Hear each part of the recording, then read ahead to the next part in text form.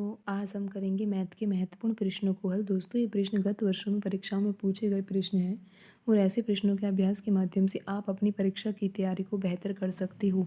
तो आइए दोस्तों शुरू करते हैं आज का पहला प्रश्न। दोस्तों आप दिए गए प्रश्न को पढ़ सकते हो। यहाँ पर लिखा हुआ है कि एक परीक्षा में 270 परीक्षार्थी बैठे जिसमें 252 उत्तीर्ण हो गए। उत्तीर्ण होने वाले परीक्षार्थियों की प्रतिशत संख्या क्या है? दोस्तों यहाँ पर ऑप्शन में लिखा हुआ है ऑप्शन 1 84 सही 1/2।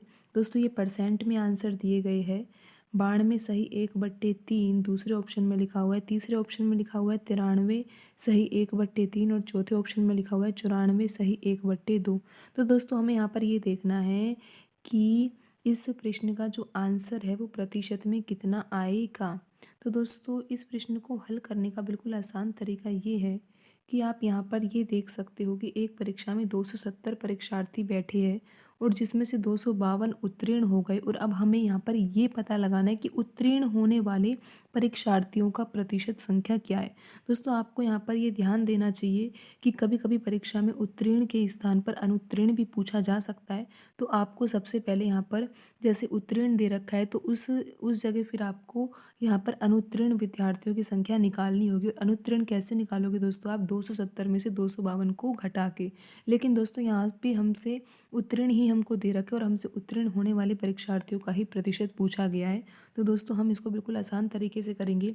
दोस्तों हमें उत्तीर्ण होने वाले परीक्षार्थियों की प्रतिशत संख्या निकालना है। तो सबसे पहले हम ऊपर जो संख्या लिखेंगे यहाँ पर उत्तीर्ण परीक्षार्थियों की संख्या लिखेंगे और दोस्तों बट्टे में हम कुल परीक्षार्थियों की संख्या लिखेंगे। कुल परीक्षार्थी है दोस्तों 270 और उत्तीर्ण है 252।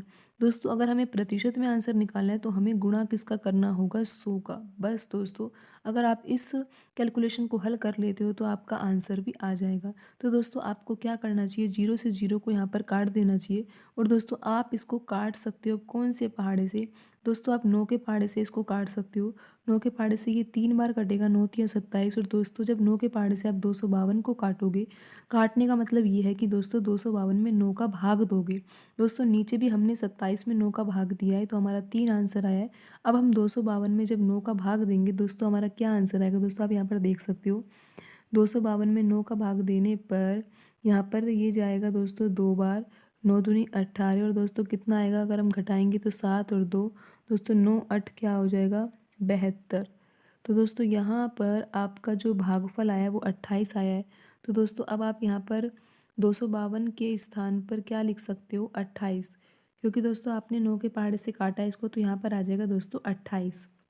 दोस्तों अब आप देख सकते हो कि यहाँ पर नीचे 3 लिखा हुआ है और ऊपर जो अंश में संख्याएं लिखी हुई है 28 और 10 लिखे हैं। तो 3 के द्वारा हम 28 और 10 को नहीं काट सकते। दोस्तों अब आप हमें क्या करना चाहिए? इन दोनों संख्याओं का गुणा कर देना चाहिए जो अंश में लिखी हुई है।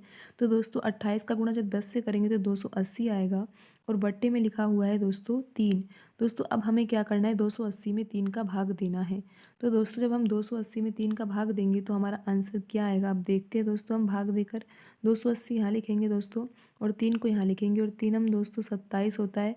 यहाँ पर ये आ जाएगा दोस्तों और फिर यहाँ पर शेषफल आएगा 1 और दोस्तों यहाँ पर 10 बन जाएगा और फिर दोस्तों 3 तिया 9 हो जाएगा और दोस्तों 10 में से जब 9 गए तो 1 बचेगा। और दोस्तों अब आप इसको भिन्न में कैसे लिखोगे? क्योंकि दोस्तों आप देख सकते हो कि ऑप्शन में जो आंसर दिए गए हैं वो हमें मिश्रित भिन्न में दे रखे हैं। तो दोस्तों हम इस भाग को जो आंसर आया है हमारा उसको हम मिश्रित भिन्न के रूप में कैसे लिखेंगे? दोस्तों ये जो भागफल है इसको पहले आप सबसे पहले यहाँ लिख देंगे और दोस्तों जो शेषफल हमारा 1 बचा है आप देख सकते हो 10 में से 9 घटाने पर 1 आया है। तो दोस्तों 1 को आपको यहाँ पर लिखना होगा और दोस्तों आप भाग जिस संख्या से दे रहे थे उसको आपको बट्टे में लिखना है। तो दोस्तों आप यहाँ पर देख सकते हो कि जो आपका आंसर आया वो आया है 93 सही 1/3। और दोस्तों जो ऑप्शन 3 है ना उसमें यही लिखा हुआ है 93 सही 1/3। तो दोस्तों आपका यहाँ पर सही आंसर होगा ऑप्शन 3। दोस्तों आज की वीडियो में इतना ही, मिलते हैं अगली वीडियो में। धन्यवाद दोस्तों।